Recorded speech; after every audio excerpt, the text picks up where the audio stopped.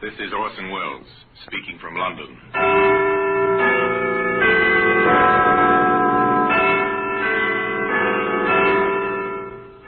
Here in the grim stone structure on the Thames, which houses Scotland Yard, is a warehouse of souvenirs, where everyday objects, a candlestick, a china doll, a broom, all are touched by murder. Now take this button, this brass button, the symbol of a barracks parade ground, but this was not found on any parade ground. This is interesting, sir. A brass button. Very interesting, Sergeant. It's from an army uniform.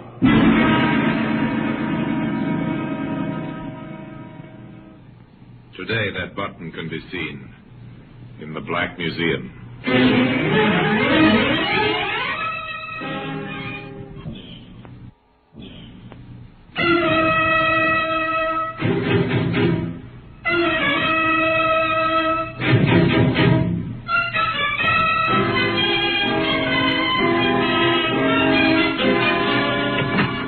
Well, here we are in the Black Museum. Scotland Yard's Museum of Murder. Shelf upon shelf of curious and repellent objects. The urge to kill illustrated in many, many ways. Here lies death. Here in the echoing stillnesses of the long room, one stands and looks at violence, expressed by the exhibits that line the shelves, the tables, and the walls. Repellent they may be, but by reason of their association only, for most of these tokens of murder are very ordinary objects. It's a medicine bottle.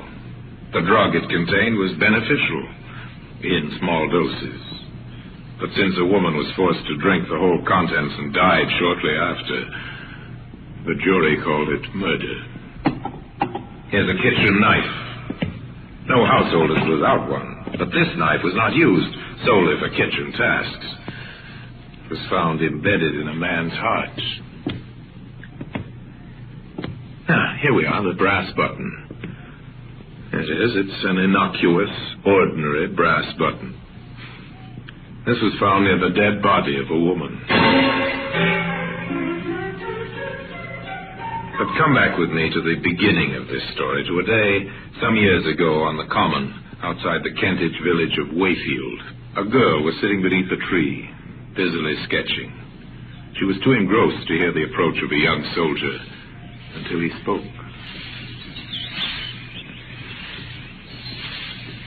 Hello? Oh. Hello, a little. I didn't hear you coming. Oh, I made enough row. You were so busy with whatever you're doing. What are you doing? Sketching. Can I see? You'll probably laugh. No, I won't. Show me. That's very good. Do you really think so? Oh, it's fine. You must be the one they call the Swamp Girl. That's what they call me in the village. Huh. Poor, routine, dull people. You don't like routine ways of living, do you? From what I've heard, you're something of a rebel. Am I? You seem to know a lot about me. Oh, I've heard things. What kind of things? About how you live in an old shanty at the edge of the swamp, and how you roam the common and sketch and paint. You're well informed. Well, people talk about you sometimes. I was interested. And so you came down to see for yourself. Oh, what's the matter? Couldn't you find a girl in town? Don't say that. I wanted to meet you. To talk to you. And now that you have, will you please go away and let me work? Oh, you can work any time. I'll go away soon, if you're nice to me. Go now. I've no intention of being nice to you, whatever you may think. Come on. Get away. When you found out so much about me, you might have also found out that I'm not interested in men. Least of all, soldiers. That's not very kind. Come here. You. Go away. Come here. No. No, please don't hurt me. No, please. No.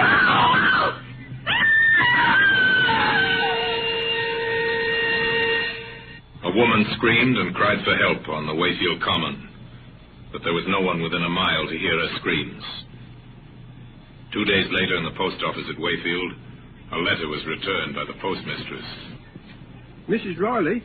Yes, Jimmy? That registered letter you sent me out with, there was nobody about to sign for it.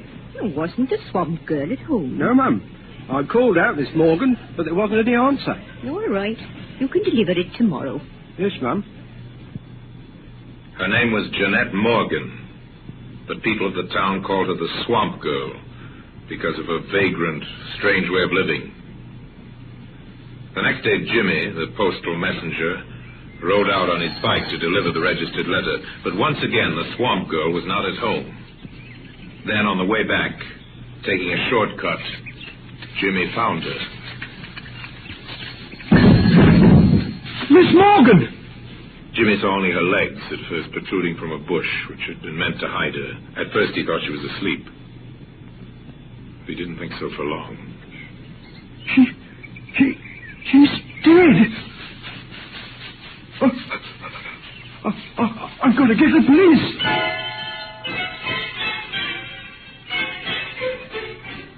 Murder transforms a little village like Wayfield. All work ceases. The people gather in small groups in the streets to talk about it. Yeah. Have you heard the news? There's been a murder. Hey? A murder? Yes, out on the common. Who? The swamp girl. They found her body.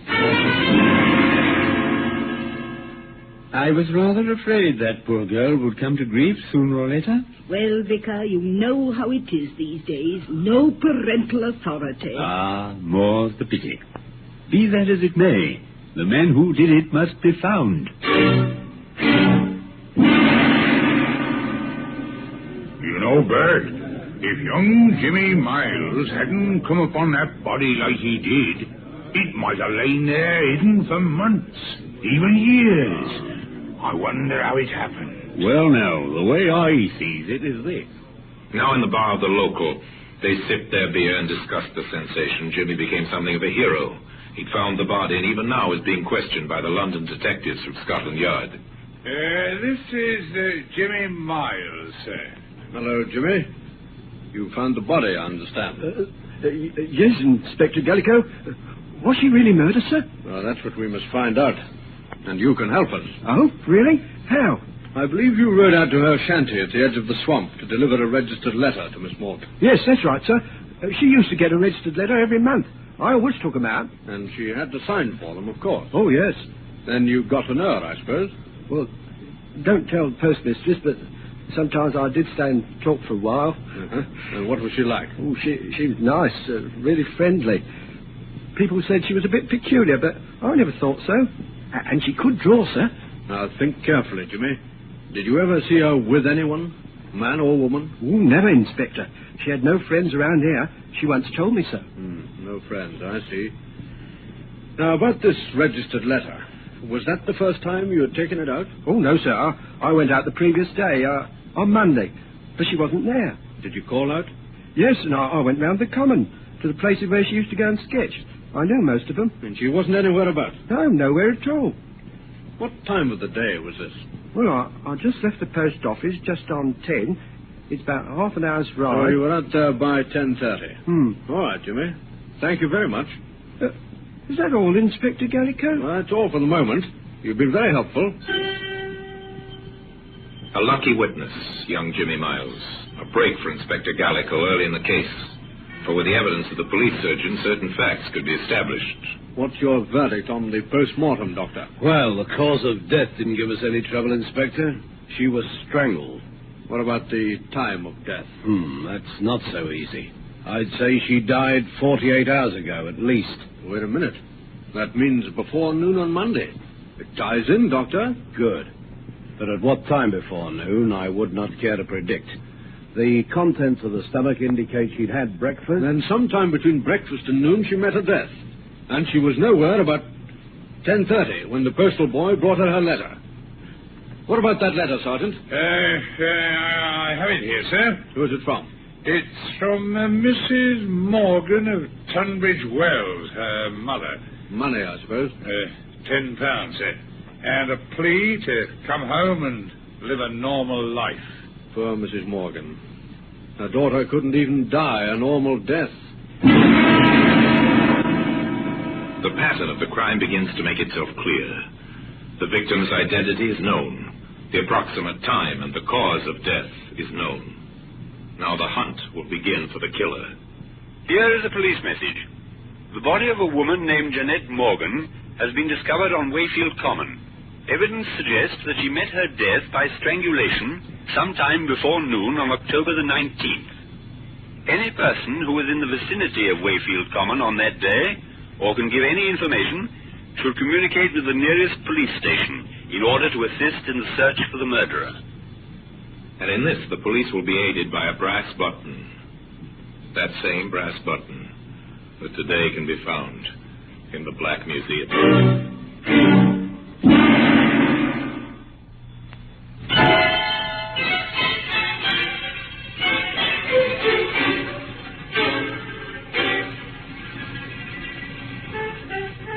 To a small cottage in Tunbridge Wells now go the detectives from Scotland Yard. To a house with the blinds drawn where a thin, bitter woman answers their questions in a strangely lifeless voice. Yes, I knew. I knew it was Jeanette when I saw the newspapers. Why didn't you get in touch with us, Mom? Well, I knew you'd get in touch with me if you wanted me. Besides, what business is it of mine? But she was your daughter. Was she? Jeanette's younger sister lives here with me. Works at a shop nearby. She's my daughter. Yes, I see what you mean. I warned her. I told her it had come to no good end, living that strange and unnatural kind of way. Mrs. Morgan, we won't trouble you any longer, but could you tell us, did your daughter have any close men friends? Men friends? Yes. Jeanette? I wish she had. But a boyfriend would have been too ordinary for her. She had to be different. She had to be the swamp girl. I'm sorry. Why did it have to happen to her? To me? Why? Why?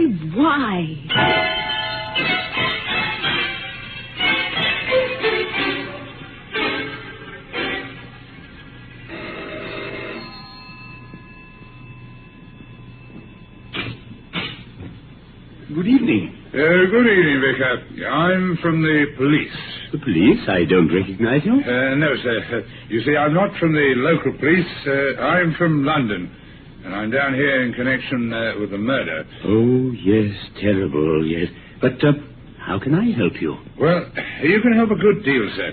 You see, the local police are pretty short-handed, and Inspector Gallagher has decided that our next move should be to make a very thorough search of the common, particularly round about where the body was found. Oh, I see. And I suppose you want some help from my parishioners? Yes, sir, that's roughly the idea. Ah, very well, then. We'll help you in every way we can.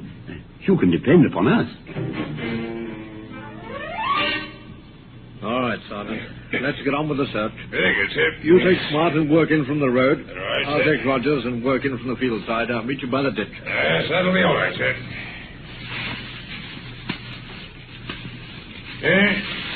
Here's a sketch, sir. It's a pencil drawing of that view across there, I'd say, sir. Yes, it is. Unfinished, too. She might have been working on it. What else have you got there? This is interesting, sir. It's a brass button. Very interesting, Sergeant. It's from an army uniform. Uh-huh. Where's the nearest camp to Wayfield? I believe there's one across the river, sir, about 2 miles away. Inspector Gallico left his sergeant in charge of searching the common and went to the army camp to enlist the help and cooperation of the commanding officer. Gentlemen to see you, sir, from Scotland Yard. Oh, ask him to come in, will you, Captain? Yes, sir. Will you come through, please? Thank you.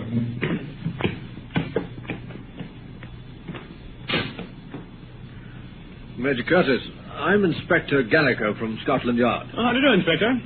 Sit down, won't you? Well, now, how can I help you, Inspector? I'm here to investigate the murder of Jeanette Morgan. Oh, the swamp girl mystery. Yes. Yes, tragic business. Major, not far from where the body was left, we found this. An army button. That's why I'm here. I see.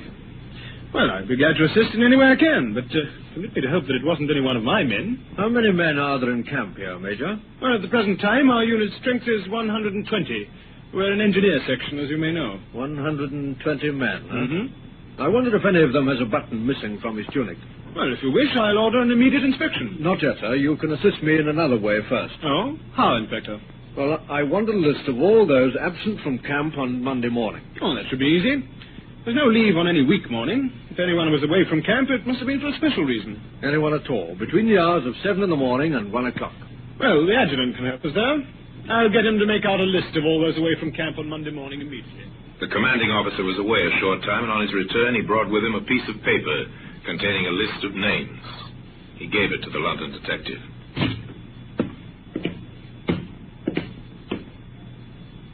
Yes, there you are, Inspector. 5 men were away from camp during the time you asked about. Sergeant Willis, A Company. Yes, he's our caterer at the present time. We're understaffed, of course.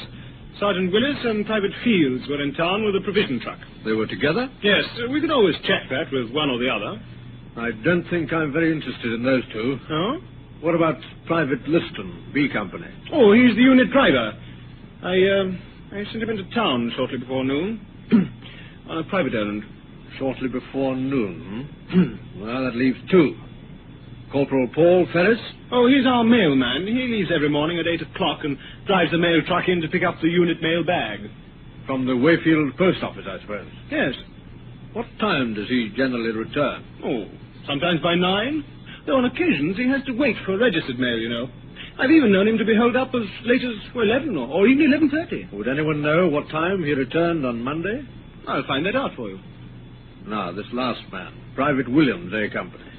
Yes, if you ask me, he might be your man, Inspector. Oh, why, sir? Because he was absent without leave. From 900 hours on Monday morning until 1400 hours. From 9 till 2? Yes. That's interesting. I'd better see him. And the postal chappie. I'll have them paraded.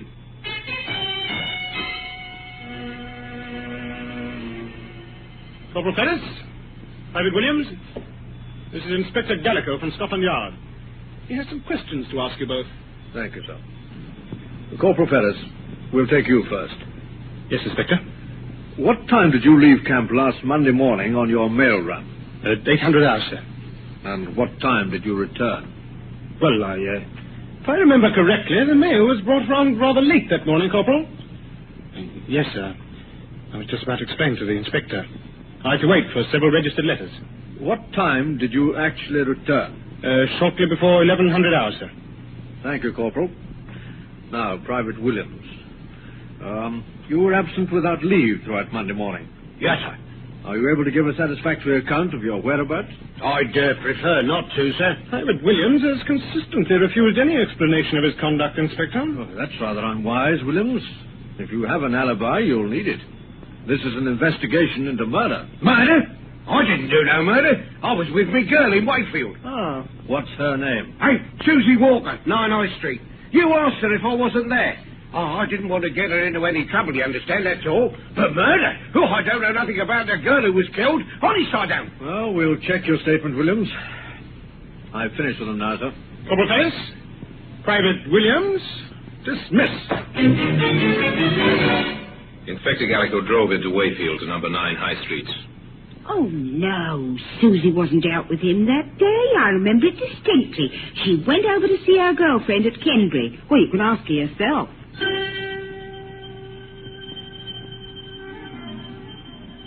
Susie Walker was a small, frightened girl, the counterpart of Private Williams. Oh, Inspector, I hope he hasn't done anything wrong up at the camp in not telling them where he was. Oh, that'd be terrible. He wouldn't tell a lie, I know that. I'm sure of it. You see, I had a quarrel, and he wanted to see me. I didn't dare let Mother know, so I made up a story about it. She confirmed his alibi, and Gallico went next to the post office to interview Mrs. Riley. Just one inquiry I'd like to make, Mrs. Riley. Oh, anything at all, Inspector. Anything. To think of that poor girl. And my Jimmy Miles finding a body. Mrs. Riley, can you recall offhand whether you had any registered mail for the Army unit on Monday? Registered mail on Monday. Well, I couldn't remember offhand, Inspector, but I'll have it here in the book. Wait a minute and I'll look it up. No, there was nothing on Monday. There hasn't been a registered letter for the army since last week. Then the postal corporal wouldn't have been delayed on Monday morning. Oh, not him. He was in for his mail bag and out again quick as you like. Didn't even stop for a chat. I remember that now. What time would he have left here, Mrs. Riley? Can you give me any idea? I can give it to you right on the dot. It's come back to me quite plainly. Mm-hmm. We open at 8:30. Corporal Ferris was here waiting when I arrived to open up. 8:30. And he didn't stay? No, not more than a few minutes.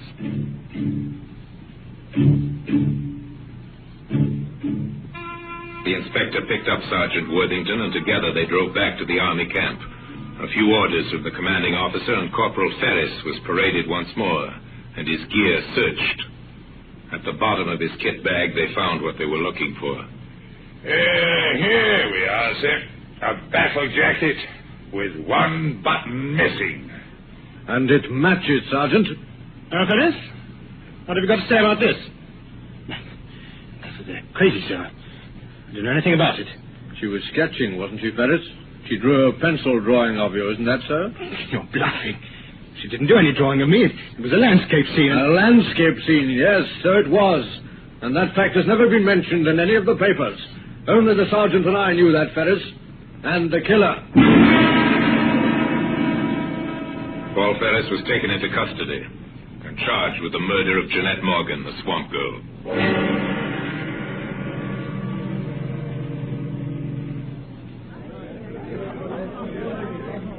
Silence in court! Ladies and gentlemen of the jury, you have heard the facts in this case as related by the witnesses which have been called, both by the defense and the prosecution. The prisoner stands before you accused of the crime of murder, a particularly brutal murder, a murder without motive. But lack of motive is not necessarily a defense.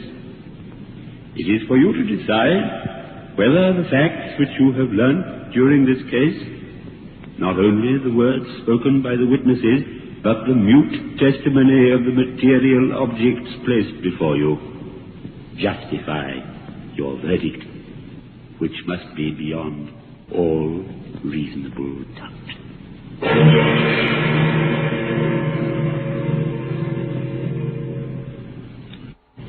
The brass button and a slip of the tongue led to his downfall. Today, that brass button occupies a place of honor in the Black Museum. The picture was completed when the tracks of a vehicle were found some 50 yards away from the scene of the crime. The tracks were identified as those of the mail truck, of which the driver had been Corporal Paul Ferris. The defense did their utmost to prove insanity, but the jury were in little doubt that the man was sane, and that his advances repulsed, he'd strangled the swamp girl to death. They took 17 minutes to find him guilty, and the brass button which had led to his arrest was Exhibit A on the courtroom table, from where at the end of the trial, and the pronouncement of the inevitable death sentence, it was taken to its present resting place in the Black Museum. And now until we meet next time in the same place, and I tell you another story about the Black Museum, I remain as always obediently yours.